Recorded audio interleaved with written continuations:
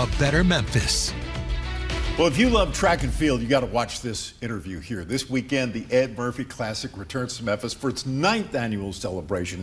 And here to talk about its impact is the president of the Murphy Track Club and the son of the University of Tennessee legendary track star, Eddie Murphy Jr. Thank you so much for spending a minute. And you brought a superstar with you, a 3-time Olympian, Annika Newell, from a 3-time Olympian in 2016, 2020, and 2024. Thank you so much for being with us. A pole vaulter. And so, wow, thanks for being here on A Better Memphis today. I know that's something, Eddie, that you're trying to create, a better Memphis every day, right? Absolutely. Thank you for having us, Joe. Right. So you're the only nonprofit track event in America? In America. So I'm told. And it's amazing how that started. It's just, you know, how this whole thing started 9 years ago when Mike Cody, a buddy of yours and a buddy of my dad's, called me and said, hey, Eddie, we want to bring some Olympians in to break the 4-minute barrier because nobody had ever broken the 4-minute mile in Memphis, Tennessee. And I said, what do I need to do? And he goes, well, can you raise 12 grand in a couple of weeks? And I said, absolutely. So we got it done, and we brought Craig Ingalls, Eric Cavalia in, and 8 other men, and we brought some. All right, so Annika Newell, what is the attraction for an event like the Ed Murphy Classic for an elite athlete like you, 3-time Olympian?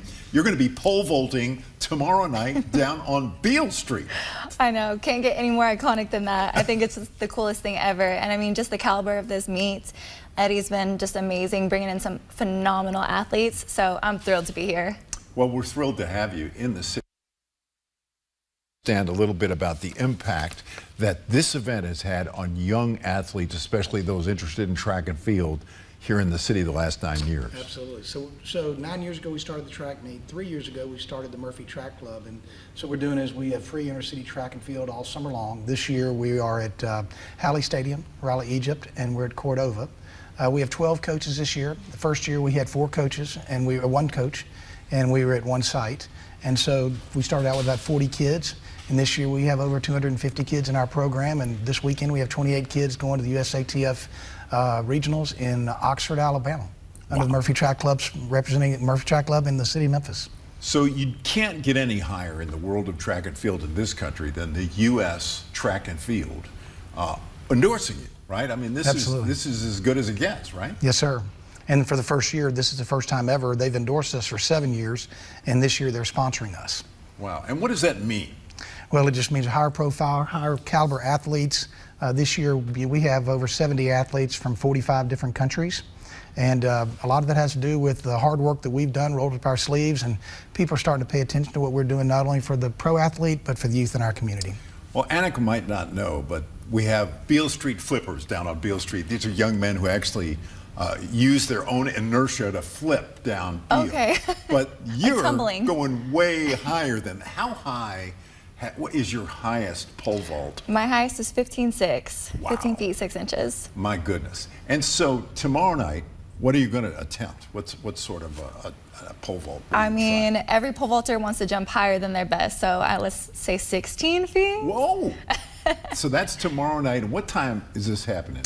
So it starts at 6 o'clock. We actually have a Murphy Mile down there that we started a couple years ago, and so there's a community race, and they'll run before that, and then the pros will run, and at the same time when the pros get through, it'll be 4 minutes and some odd seconds.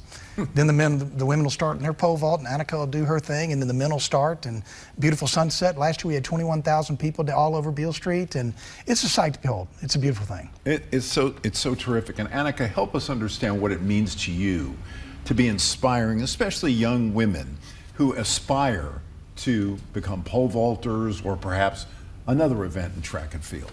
It's always such an honor for me to go and compete at places like this in front of the amount of audience that you have, in front of young kids who want to aspire to be in the position that I am. And I hope to be able to show them, like, you know, I was once where you're at and now I'm here.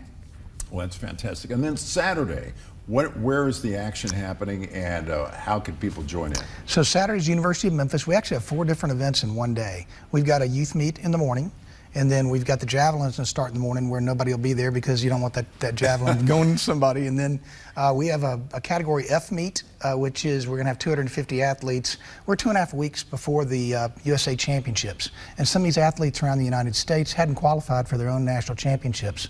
And so we, at the last minute, Max Paquette, our meet director, said, man, we have an opportunity to help kids around the United States to qualify for the national championship. We're putting on an F meet, and then at 6 o'clock at the University of Memphis, we'll have the Soulsville Singers, or they'll be singing the national anthem, and then we start to go, and we'll have 17 events right there to end at 9:15 when Sydney McLaughlin will attempt to break the world record in the 400 meters. Wow.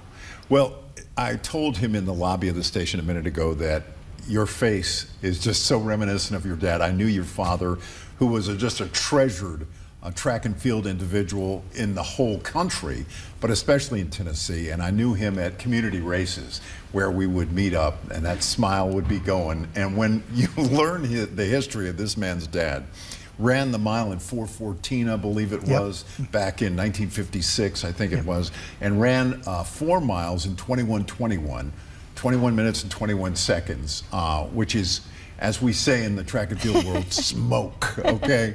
So your genes are legendary, and the way you have helped our city and future track and field stars coming up and inspiring them has been amazing. So you really have built a better Memphis, and thank you for bringing Annika. Absolutely, thank you. Well, it's pleasure to have you both here, and I look forward to learning more about this. So tomorrow night, Beale Street, that's the place to be. Eric, what do you say about it, friend? Are we going to have good pole vaulting weather down there?